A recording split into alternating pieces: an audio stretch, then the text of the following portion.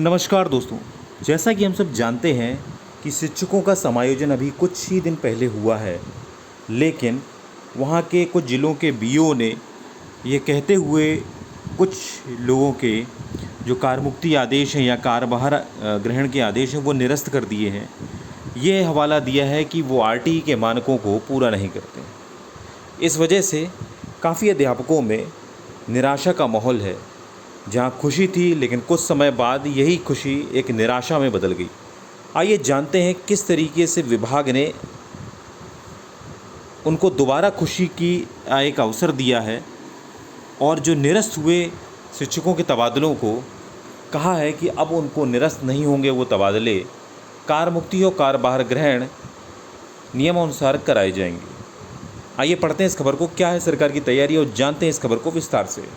निरस्त नहीं होगा शिक्षकों का तबादला, कराना होगा ज्वाइन। बेसिक शिक्षा विभाग ने बीएसए को वीडियो कॉन्फ्रेंसिंग के जरिए दिए हैं निर्देश।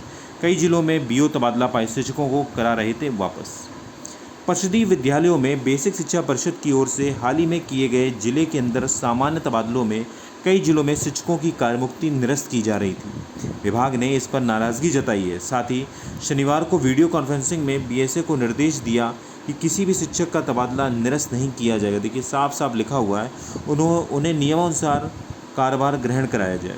परिषद की ओर से 30 जून को सभी आवश्यक प्रक्रिया पूरी करते हुए शिक्षक छात्र अनुपात के आधार पर 20,182 शिक्षकों के तबादले किए थे। इनमें से कई जिलों में शिक्षकों ने कार्यभार भी ग्रहण कर लिए, किंतु एटा, लखीमपुर खीरी, चित्रकूट, अयोध्या, बरेली आदि कुछ जिलों में शिक्षक छात्र अनुपात बिगड़ने की बात कहते हुए खंड शिक्षा अधिकारियों की ओर से शिक्षकों की कार्यमुक्ति निरस्त की जा रही थी।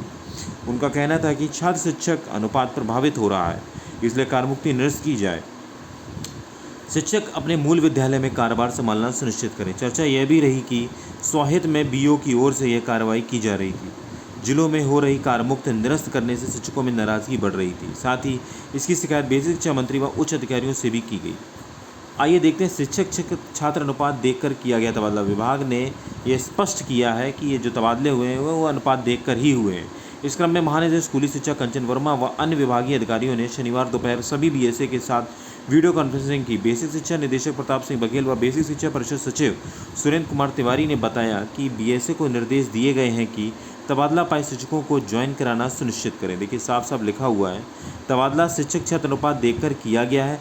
कुछ बीएसए की ओर से इसे लेकर संशय बताया गया है, जिसका निराकरण भी किया गया है।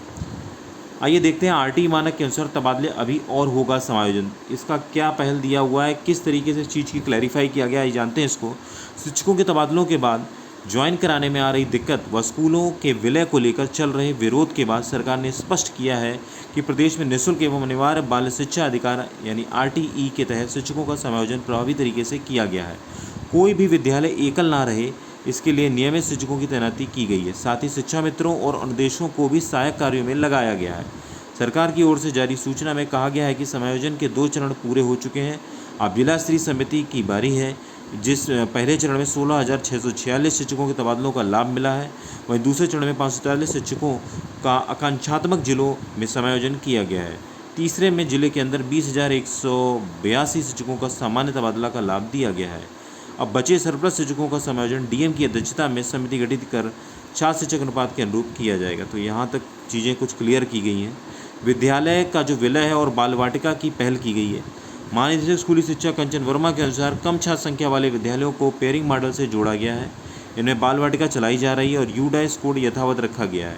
जहाँ छात्र संख्या कम है और शिक्षक अतिरिक्त यानी सरप्लस हैं, वहाँ से शिक्षक कम संख्या वाले विद्यालयों में भेजे जा रहे हैं। उन्होंने कहा है कि जिन विद्यालयों में छात्र संख्या 100 से कम है और प्रधानाध्यापक को सरप्लस घोषित किया गया है, वहाँ प्रधानाध्यापक के हटने के बाद केवल शिक्षा मित्र रह जाते हैं। ऐसे में स्पष्ट किया गया है कि प्रधानाध्यापक को तब तक कार्यमुक्त नहीं किया जाएगा जब तक कि उस विद्यालय में सहायक अध्यापक की तैनाती नहीं हो जाती है। यह विद्यालय की किसी अन्य विद्यालय के साथ पेयरिंग नहीं की जाती, यानी कि पेयरिंग सबसे बड़ा मुद्दा है। अगर पेयरिंग सफलतापूर्वक हो जाती है तो आप समझ लीजिए कि ये कहीं ना कहीं जो आपके तबादले हैं वो बिल्कुल सफल हैं, कोई दिक्कत वाली बात नहीं है। और विभाग मान रहा है कि ये तबादले जो किए गए हैं आरटीई मानक के अनुसार ही किए गए हैं। तो कहीं ना कहीं एक ये खुश भरी खबर है और आप बिल्कुल परेशान ना हो, निराश ना हो। आप जहाँ पे हैं अपना कार्यभार ग्रहण कराएं। मिलते हैं नेक्स्ट वीडियो में, तब तक के लिए नमस्कार, जय हिंद, जय भारत।